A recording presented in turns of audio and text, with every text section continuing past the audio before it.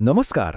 विचार करा, एक असा काळ, साधारणतः 17वं शतक, जेव्हा संपूर्ण भारतात सत्ता ही वारसा हक्काने म्हणजे वंशपरंपरेने मिळत होती. पण त्याच काळात एका राजाने मात्र प्रशासनाचा एक असा पाया रचला जो पूर्णपणे गुणवत्तेवर म्हणजे मेरिटवर आधारित होता.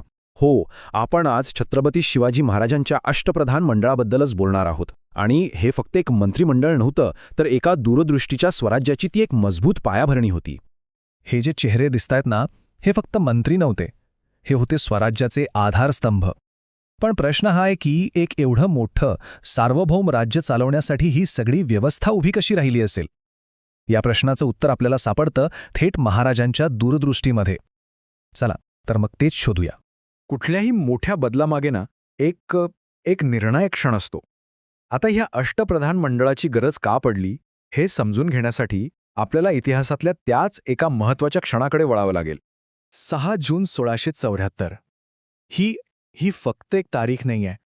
ही केवळ राज्याभिषेकाची तारीख नव्हती, तर ती होती मराठ्यांच्या स्वतंत्र आणि सार्वभौम अस्तित्वाची एक गर्जना. या एका क्षणाने शतकांची गुलामगिरी झुगारून रय्यतेच्या राज्याची म्हणजेच स्वराज्याची मुहूर्तमेढ रोवली. पण बघा, सार्वभौमत्व घोषित करणं ही तर फक्त सुरुवात होती. खरं आव्हान होतं ते हे स्वराज्य टिकवणं, ते वाढवणं. आणि त्यासाठी गरज होती एका मजबूत, एकदम कार्यक्षम आणि सुनियोजित प्रशासकीय यंत्रणेची. आणि याच गरजेतून महाराजांच्या कल्पनेतून एक अद्वितीय रचना साकार झाली.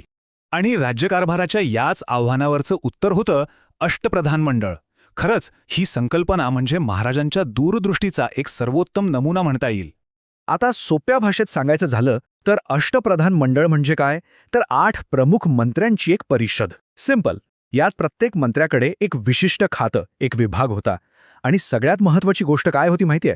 प्रत्येक जण थेट छत्रपतींना जबाबदार होता. म्हणजे सत्तेचं विकेंद्रीकरण तर केलंच, पण अंतिम जबाबदारी ही थेट राजाकडे. कमाल आहे ना? हे 8 मंत्री म्हणजे जणू स्वराज्याच्या प्रशासनाचे 8 भक्कम स्तंभच होते. मग आता या स्तंभांची म्हणजे या मंत्र्यांची आणि त्यांच्या जबाबदाऱ्यांची ओळख करून घेऊया का? तर मग कोण होते हे 8 मंत्री आणि त्यांच्यावर जबाबदाऱ्या तरी काय होत्या?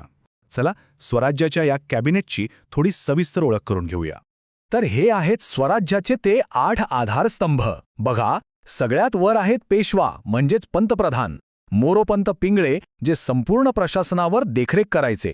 मग राज्याची तिजोरी म्हणजे आर्थिक बाजू सांभाळणारे अमात्य आणि सरकारी फरमानं, आज्ञा तयार करणारे सचिव. त्यानंतर येतात राज्याच्या अंतर्गत सुरक्षेसाठी मंत्री, तर सीमेच्या रक्षणासाठी होते शूर सेनापती हंबीरराव मोहिते.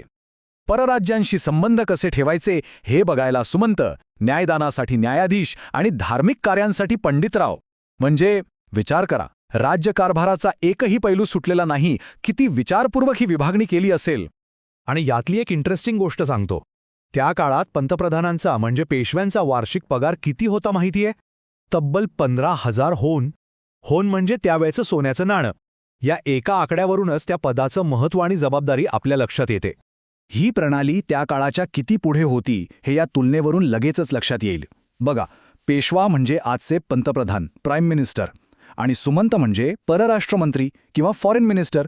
म्हणजे विचार करा, 350 वर्षांपूर्वीच महाराजांनी एका आधुनिक मंत्रिमंडळाची, एका मॉडर्न कॅबिनेटची पायाभरणी करून ठेवली होती. खरंच अविश्वसनीय आहे ही दूरदृष्टी. पण थांबा, या अष्टप्रधान मंडळाचं खरं वेगळेपण या पदांमध्ये किंवा त्यांच्या जबाबदाऱ्यांमध्ये नव्हतं. ते होतं त्या मागच्या एका क्रांतिकारक विचारात. आणि हा विचार फक्त प्रशासनापुरता मर्यादित नव्हता, तर तो एका नव्या, समान संधी देणाऱ्या समाजव्यवस्थेचा पाया होता. आणि तो क्रांतिकारक विचार हा होता. महाराजांनी स्पष्ट सांगितलं होतं की ही मंत्रिपदं वंशपरंपरेने न ठेवता कर्तबगारीवर ठरवण्यात यावीत. म्हणजे काय? तर ही पदं वारसा हक्कानं मिळणार नाहीत, तर फक्त आणि फक्त कर्तबगारीवर, मेरिटवर मिळतील. अरे, ज्या काळात राजाचा मुलगा राजा आणि सरदाराचा मुलगा सरदार बनायचा, त्या काळात असा विचार करणं म्हणजे एक सामाजिक क्रांतीच होती. म्हणजे थोडक्यात सांगायचं तर ही एक अशी चौकट होती जिथे नियुक्ती फक्त कौशल्यावर आणि पात्रतेवर होणार.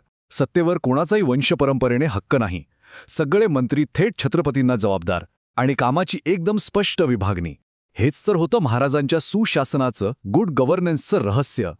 आणि जाता जाता एक प्रश्न. छत्रपती शिवाजी महाराजांनी जी ही गुणवत्तेवर, मेरिटवर आधारलेली प्रशासकीय प्रणाली उभी केली, हीच प्रणाली पुढे जाऊन मराठा साम्राज्याच्या त्या अफाट विस्ताराचं आणि यशाचं प्रमुख कारण ठरली असेल का?